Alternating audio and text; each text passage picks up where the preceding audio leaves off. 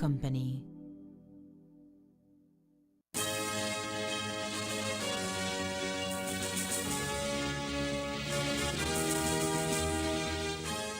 Tonight on CTV3 News, thieves make off with more than $70,000 as they break into Westtrack Orange Walk.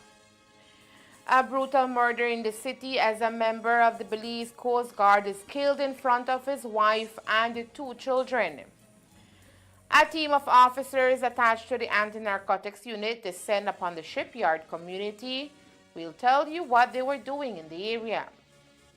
And Prime Minister John Briceño hosts the Miss Belize Universe delegates. These are some of the stories we have for you tonight in our newscast for Thursday, April 11th, 2024.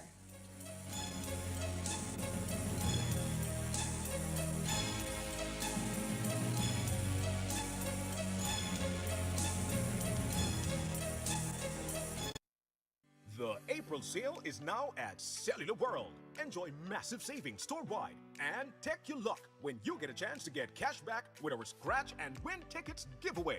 Ask about our unbeatable low prices guaranteed with budget phones starting as low as $49. Android starter phones starting at an all-time low price of just $115. Redmi gaming phones starting at $359. Samsung A-series lead offers starting at just $269. Fully backed up by 1-year local warranty. Plus, the newly added ZTE, Infinix, Logic, and Techno Spark phones now available countrywide. But that's not all. We've got you covered with something for everyone. Kids tablets, smart TVs, speakers, headphones, and earbuds, gaming consoles, smartwatches, accessories, and so much more.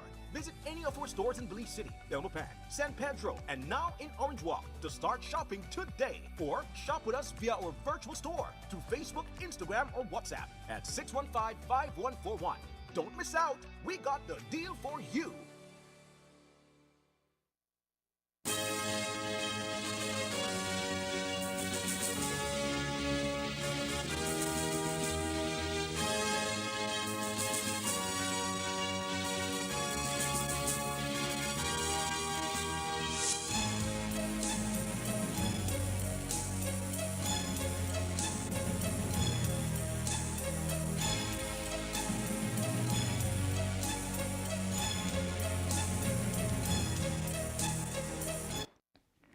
Good evening with your news, also simulcast on Fiesta FM 106.7. I am Joanna Rodriguez. The Westtrack compound was closed to the public this morning as police and crime scene personnel surveyed the area after the establishment was burglarized of more than $70,000 in cash sometime between last night and this morning. Around 7:30 this morning, a general manager of the establishment, 48-year-old Johan Petkow, arrived at the facility and discovered that one of the windows had been broken. Petkow says he then realized that the power had been turned off and the building was ransacked. He told police that upon making further checks, he discovered that the company's safe, which was inside the accountant's office, had also been broken into. Petkow told police the criminals managed to steal $71,079.59 in different denominations from the safe and $1,500 from the cashier drawers. Police say the burglars entered the compound by cutting a portion of the chain-link fence. Investigators are reviewing surveillance footage in the area to determine the identity of the person or persons responsible for this latest burglary. Anyone with information that can help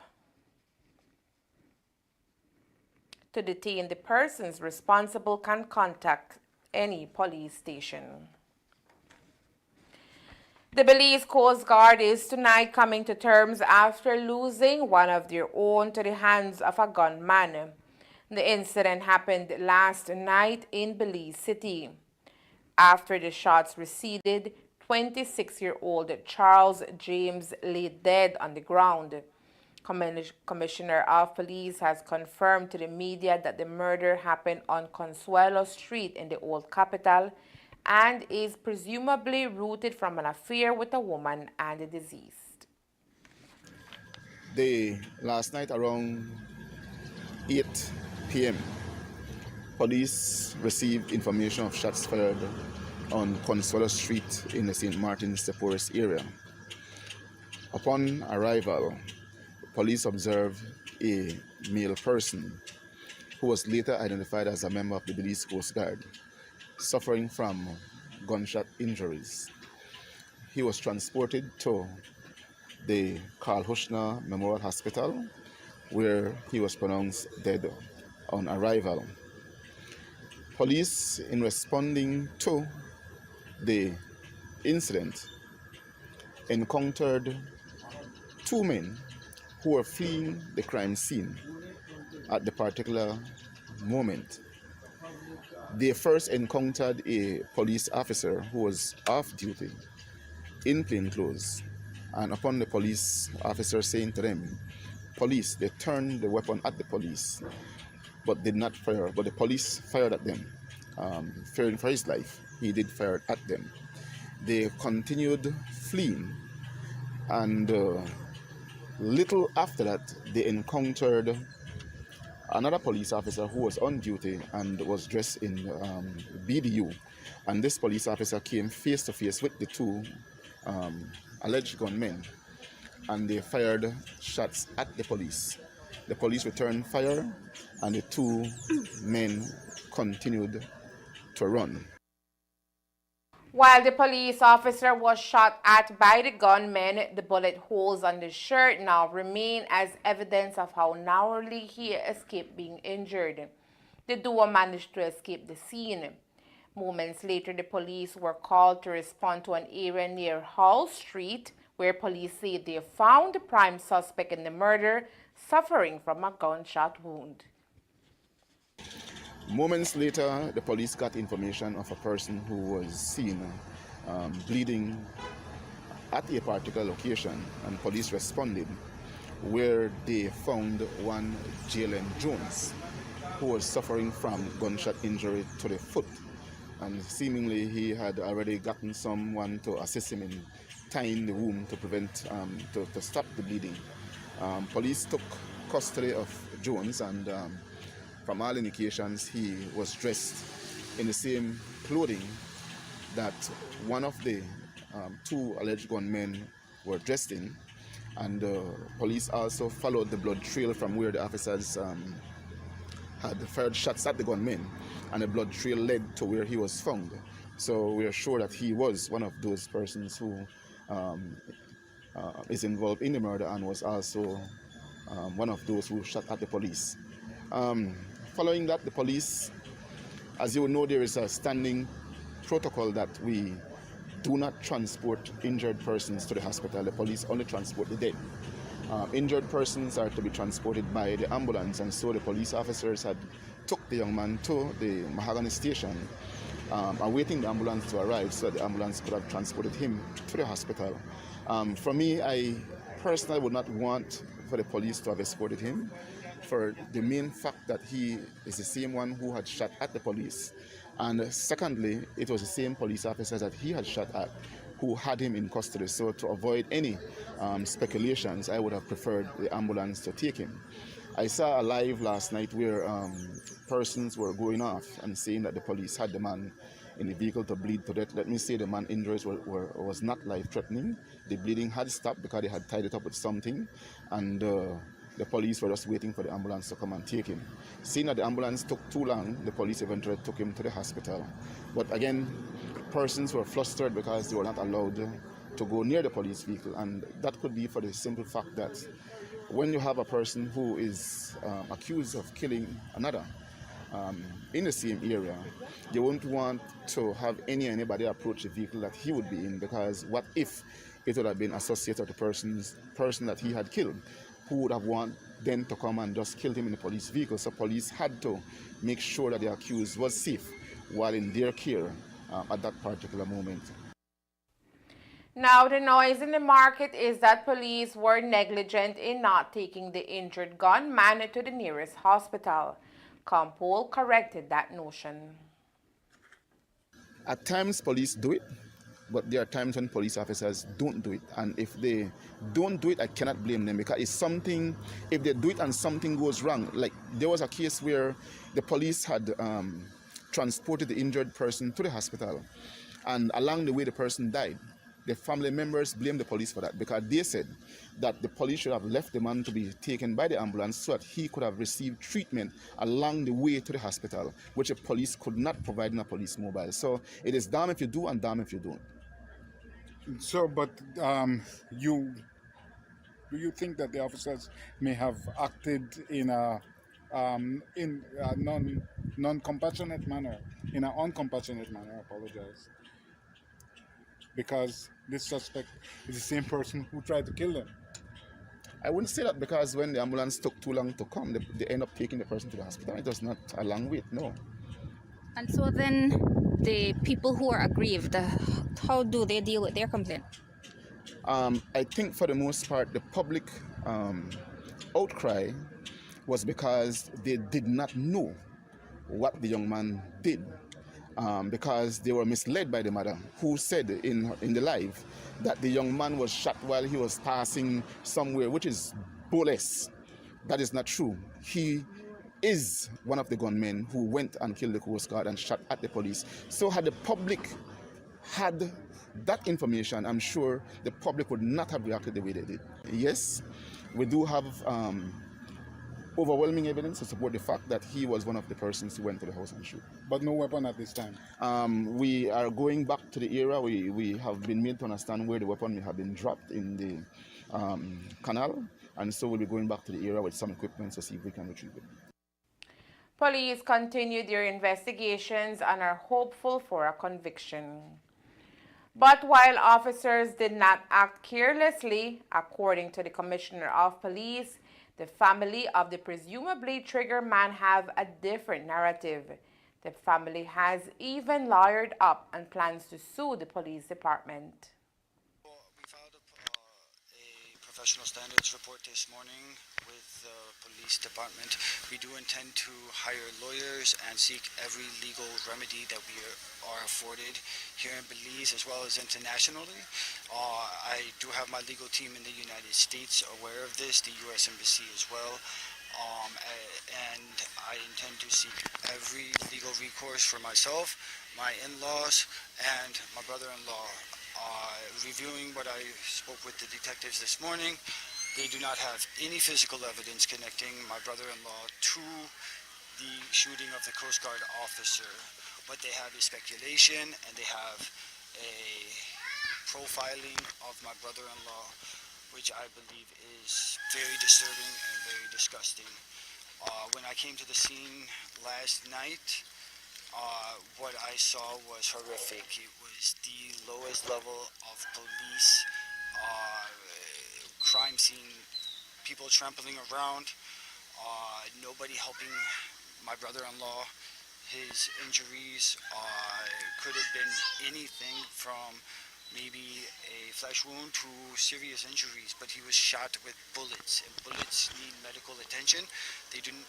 My belief after speaking with the detectives and other individuals this morning was that the police realized that they shot the wrong individual, and the intent was to continue the cover-up of the situation after they realized that they had shot the wrong individual. We're talking about a very young kid, a kid who I am personally invested in because I've seen his talents, I've seen his hard work and dedication to building roads and working, and I have seen his struggle where he has been profiled by law enforcement for stuff that is of petty or nothing, just because law enforcement believe that they have that authority or power to harass and hurt and harm weak individuals and individuals who are not able to fight back or don't have.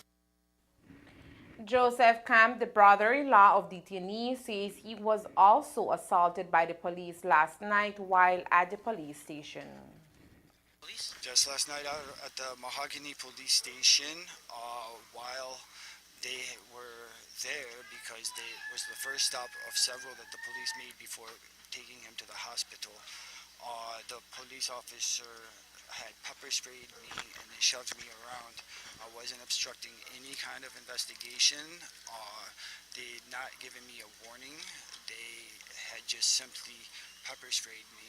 I'm allergic to that material, so I immediately flared up last night and sought medical attention through a private medical examiner who has the reports and photographs of the injury. I'm still in a lot of pain from the situation, but my pain is minuscule compared to the family of my in-laws and compared to gunshot wounds of my brother-in-law.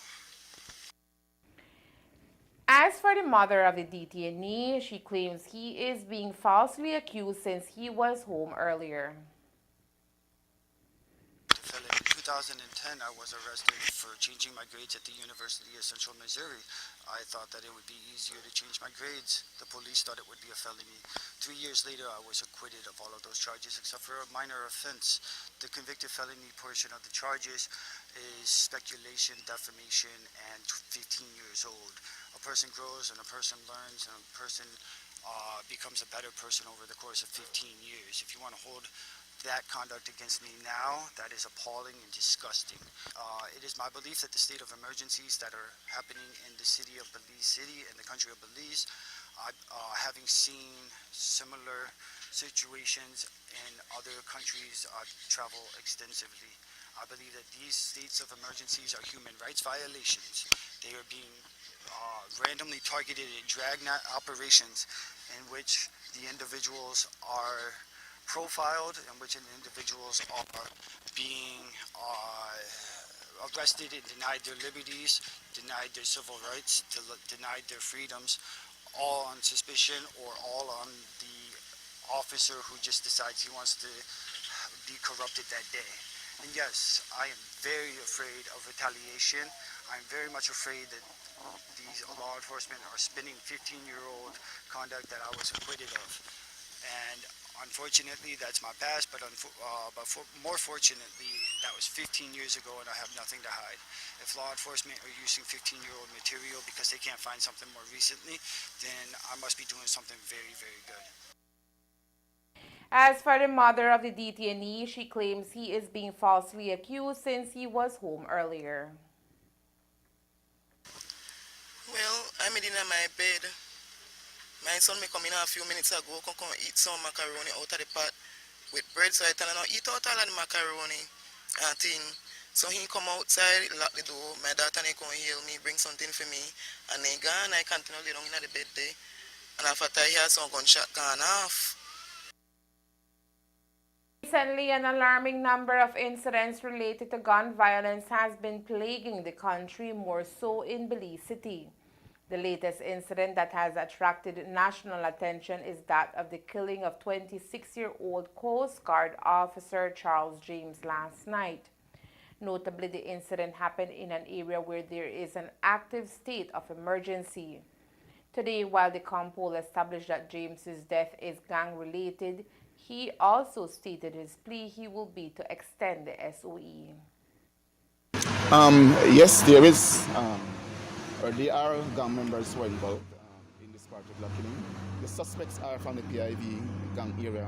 And you will know that when the SOE began, I had said that even though Martins was a part of the proclamation, we would not go after Martins because they were behaving. This have now changed that picture. And so certainly we will have to deal with those persons from the PIV and they have to form part of the SOE. Again, I am pushing to see if we can have the SOE extended for the simple fact that we believe that some of these young men have still not really gotten the message and we need more time to be able to properly investigate those persons who are under the SOE, and the 1 month period would not suffice. So I am seeking to see if we can get it extended for another month. So, but I'm concerned about the causal relationship between the PIV gang principals and Mr. Gamboa, who you know has become synonymous with that area, that because of this causal relationship and because of his influence over your decision making, that you the Gideon been the Gideon, and it has now resulted in the loss of multiple lives.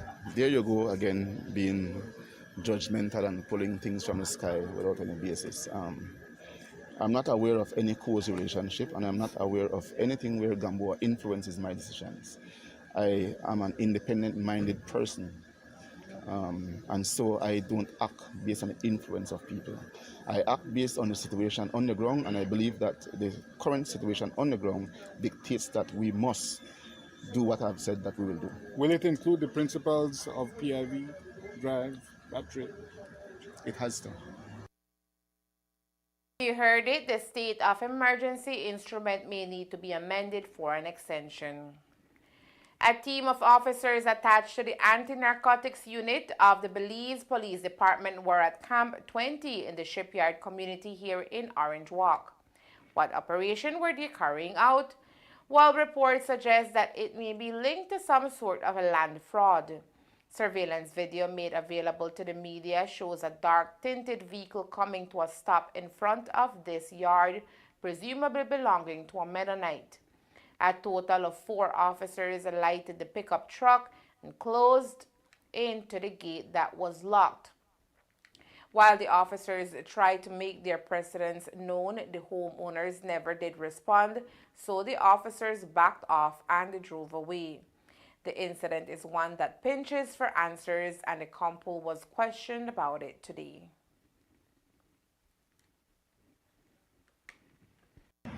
I know that the police, not just the ANU, police officers are always in that area. And if it is that the police have information of any wrongdoing being done by anybody, then the police will go in and do what needs to be done. And so Camp 20 is no different. Once there's information, then we go in and try to verify what we're getting. But you're aware these people are alleging land fraud orchestrated by someone associated with a Belize City gang? Well, I am not aware of that aspect of it. If that is the case, then I would encourage them to come and make a report, and then we investigate and see. The husband of Jennifer Lynn Griffith Minor, Renee Ancona, a 41-year-old Belizean laborer of San Pedro town, has been charged for the crime of manslaughter by negligence. This is in reference to the death of Griffith, which occurred on Sunday, April 7, 2024 in San Pedro. Based on evidence received, the DPP advised cops to formally arrest and charge Ancona. Griffith and Ancona got into an accident in a Gulf car after crashing into the outer wall of a bar. Subsequently, at around 7 that same Sunday morning, Griffith and Ancona were at El Norte Bar, 10 miles north of San Pedro town, when they were involved in an altercation with an employee that led to a fight. During the argument, Griffith was hit to the head with a conch shell and later passed away. Today, Police Commissioner Chester Williams confirmed to reporters that Griffith died after being hit in the head with a conch and that her husband is the one who threw the conch shell by mistake during the brawl. Yes, there is an update. The pathologist certified that the lady died from a penetration to the head by a projectile. I also think that fragments of the conch shell was also found in her head. And so we can say definitively now that it was a conch shell that caused her death. The question now is who threw the conch shell that caused her death. And we have recorded a number of statements from persons who were involved in the fight, as well as other independent witnesses. And from the investigation, it appeared, or we can confirm from the investigation, that the person who threw the projectile that caused the death of the American woman is her husband. And so he will be charged today for manslaughter by negligence. So he didn't mean to. Yeah, it was in the hole. Yeah, he was throwing it indiscriminately, and then it caught her, and that led to her death. It's a very sad situation. I know that he must be going through a very, very difficult time now. He lost his wife, and now he has to be charged for it. For sure, he did not intend to, but in law there is a thing that is called transfer of malice. So, did he admit to that? No, he did not. No. Has any will security footage been cause a reviewed? problem. There is none. No. We understand that after the scuffle, Griffith was taken to the Ambergris Hope Hospital where a doctor treated her injuries and observed a fracture on her head. The doctor advised Griffith to undergo an X-ray and CT scan, but she refused and discharged herself from the hospital. On Sunday around 12:15 a.m., Griffith returned to the hospital and received treatment for cut wounds behind her head, but refused further medical attention. Later that same day at about 10:30 a.m., Griffith was rushed to the hospital where she was pronounced dead on arrival. Prior to releasing herself from the hospital, Griffith told cops she wanted no court action. Coming up next, primary and secondary schools participate in garden competition. And the next time you are driving, your hands are on the steering wheel and not on an electrical device, or it could cost you a hefty fine. Stay tuned. Shop smart for your Samsung devices in Belize and enjoy benefits you won't get anywhere else. When you shop locally for your Samsung, all your devices will be covered by a 1-year local warranty. You won't get that when shopping with the other guys. When in doubt, always look for the Cellular World seal to know you're getting the real deal. Shop with confidence and enjoy your Galaxy knowing that it can be repaired locally at our Samsung Service Center by certified Samsung technicians using original parts and machinery. Even better, enjoy the best LTE experience in Belize knowing that your Samsung devices are compatible with major local carrier networks. Get the ultimate Samsung Galaxy experience only when you shop from authorized Samsung resellers nationwide. One day, we decided to gather everyone who loves The Last of Us in one place. The naked and afraid fans, and well, everyone who loves realities. The ones who don't like spoilers, and the ones who do.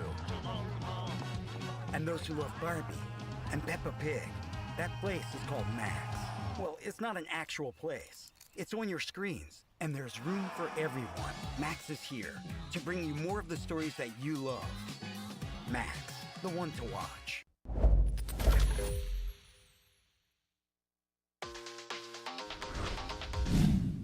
I'm connected.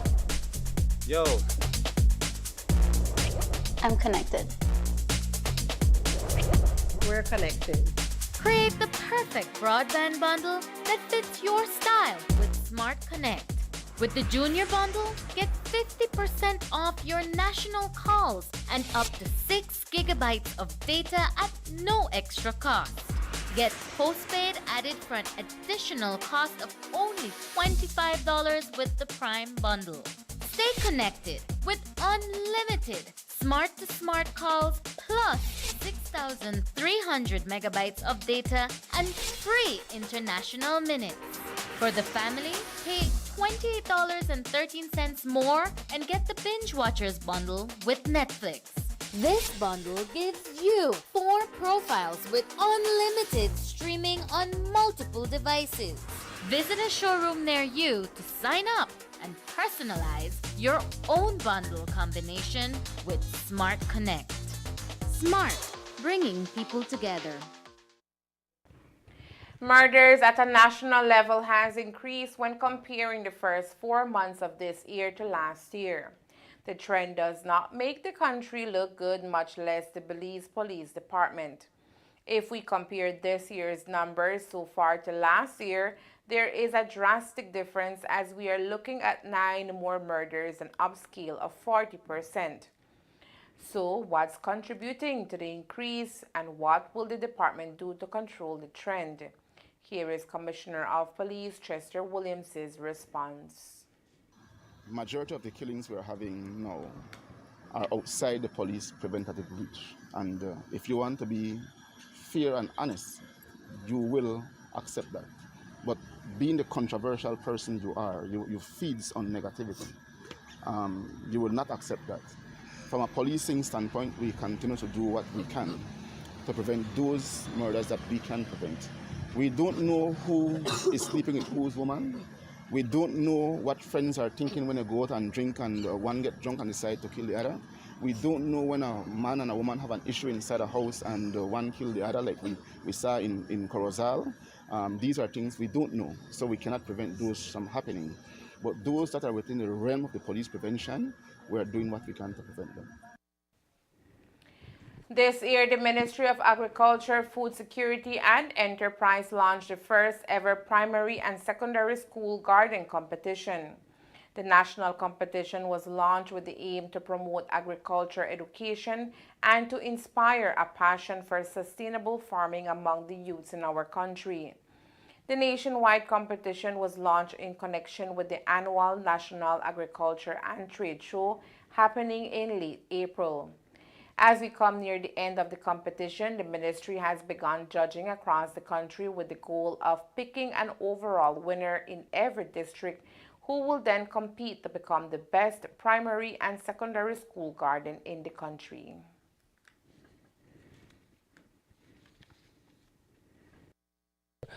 Every year, as you know, our ministry organizes the National Agriculture and Trade Show Fair. And this year they wanted to put something new as a part of the event. So I was tasked of leading the first ever school garden competition, national school garden competition that is within schools in the country. So we extended an open invitation via our Facebook page, and we started getting emails from primary schools and high schools across the country. So after receiving such emails and putting a deadline, we then realized that we had to put the competition into two categories: a national primary school category and a high school category. And that is where we are right now. So our judges come from the different districts, because we work a lot with Ministry of Education, and they have education officers assigned to school garden, as well as our ministry, extension officers assigned to school garden. So we put a team at the district level, an education officer and an extension officer that started the judging. They do the first pre-judging somewhere in late February, early March. And then from there, we agreed within our meetings that we would have our final judging in the month of April, 3 weeks before the event, which, as you all know, the fair this year is April 26th to 28th. So on the day of the 26th, when it's the official opening ceremonies, we will be announcing our winner. Today, the ministry was in Orange Walk, where 4 schools have formed part of the competition, including Muffles High School, Orange Walk Technical High, Belize High School of Agriculture, and Carmelita Government School. Sure. We started Monday and Tuesday. We did the Cairo District. Wednesday we did the Belize District schools, and now Thursday Orange Walk, and tomorrow we're finishing in Corozal. And yes, specifically for Orange Walk District, we had 3 high schools that entered the competition: Muffles College, Orange Walk Technical, and BHSA, Belize High School of Agriculture, and 1 primary school, Carmelita Government School. And yes, good question you're asking. We've been really impressed. We are seeing the effort that the schools are putting. We developed a rubric, which is like a grading scale, where the Ministry of Education supported us in kind of fine-tuning. So some of the criteria that we are looking at, and we are actually seeing it in the gardens, no matter at which scale, but they did work towards the rubric that we put, like garden design, garden maintenance, agriculture techniques being displayed, if the garden is environmentally friendly. We even told them to take pictures and do short videos and to do presentations and so on. And we're really impressed with the work, and we are seeing a lot of the criteria that we put within the rubric. And that is even giving us a challenge to the judges, because one school is not showing this particular criteria, but another school is showing it. The competition, according to coordinator of the National Food and Nutrition Security Commission, Emilia Montero, falls directly in line with Plan Belize, which focuses on growing more of what we eat. Of Plan Belize with this new government was promoting agriculture, horticulture skills within schools, and high schools.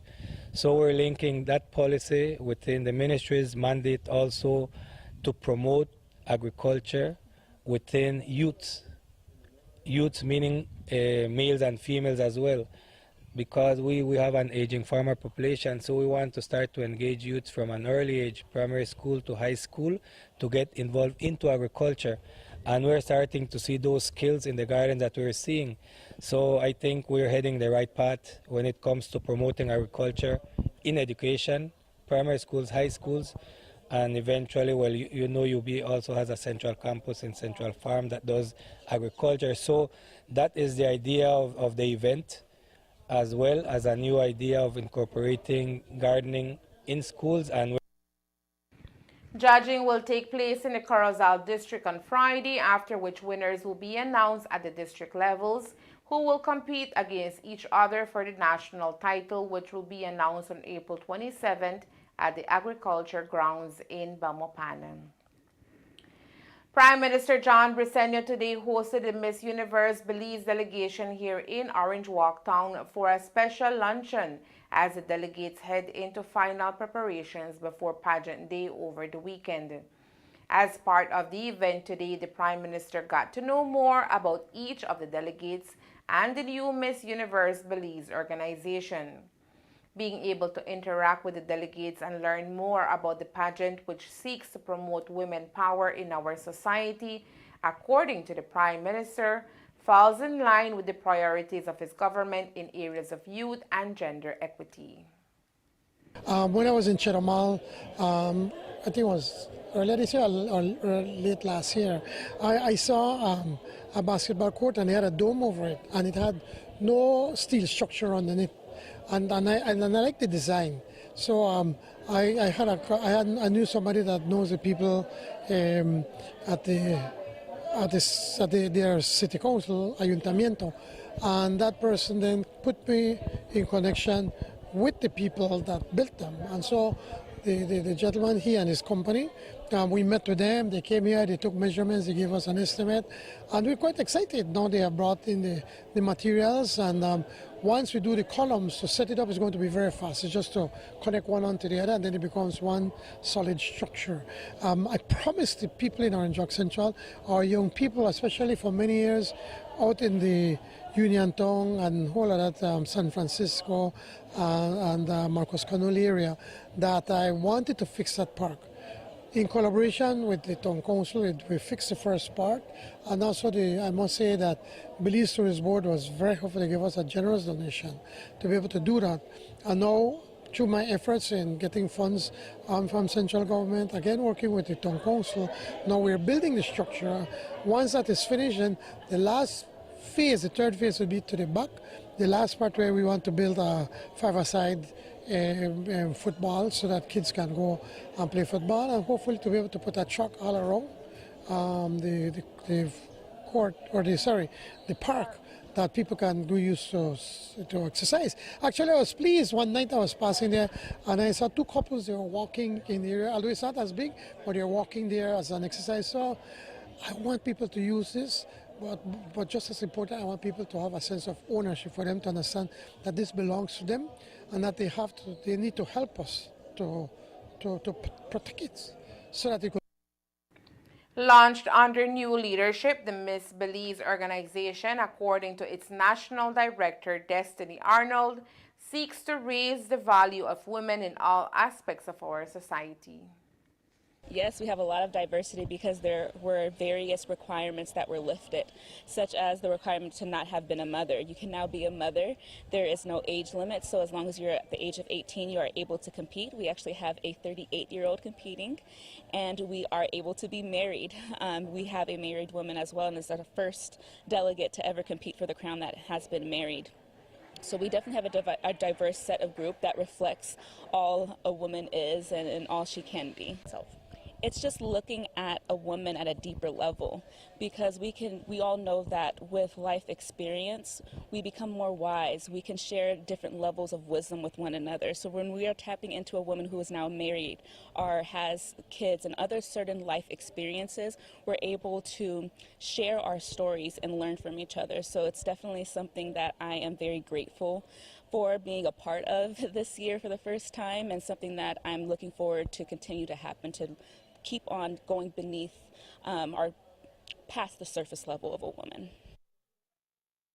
As part of today's event, the Miss Belize organization also received a generous donation of $5,000 from Centaur Communications Corporation Limited as part of the company's mandate to support local initiatives.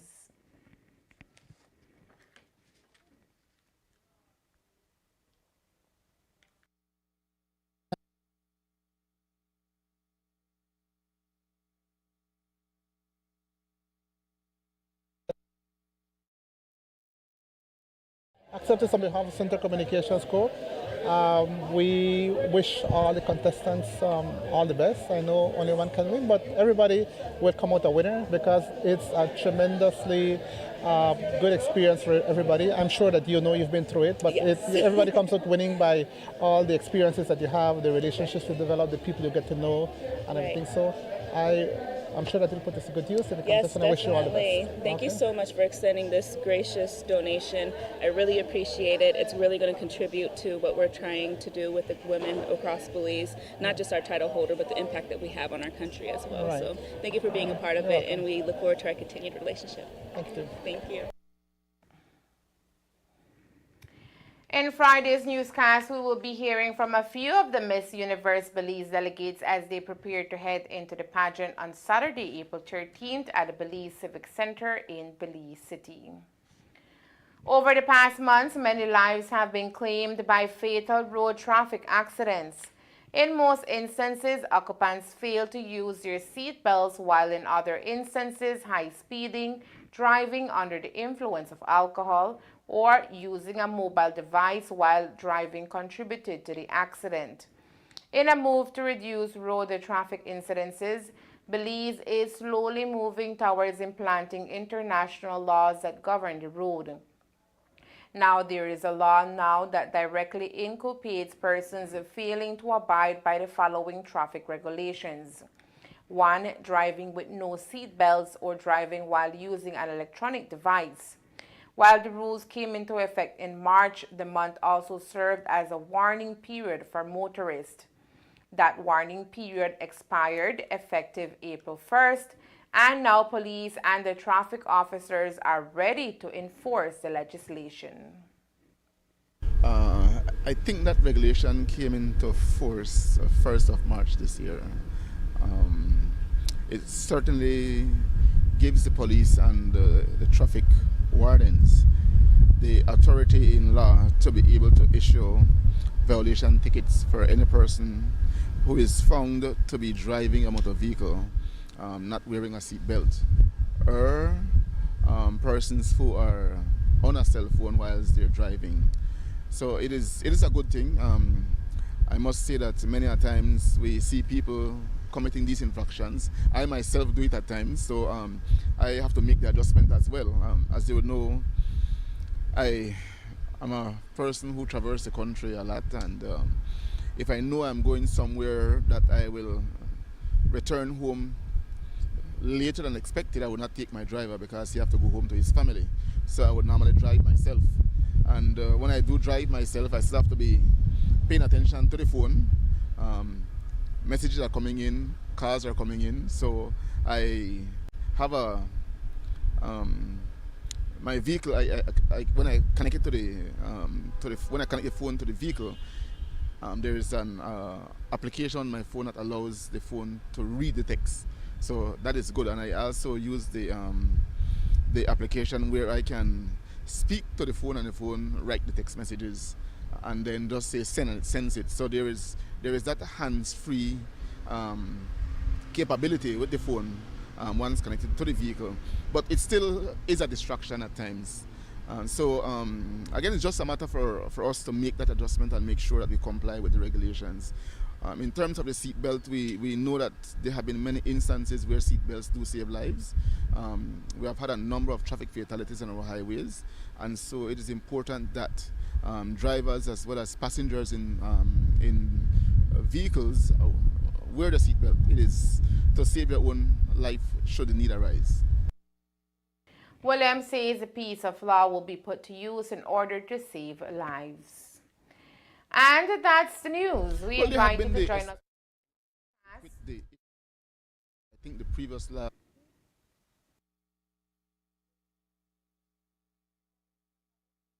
Friday, April 12th here on CTV3 and Fiesta FM 106.7. Remember that to read a text version of the news, you can visit our website at ctv3belizenews.com. You can also log on to our Facebook page for current stories at facebook.com, CTV3 Belize News, or our YouTube channel at CTV3 News BZ. Remember to wash your hands and remain safe. From all of us here at CTV3 News, thank you for watching and listening. Good night.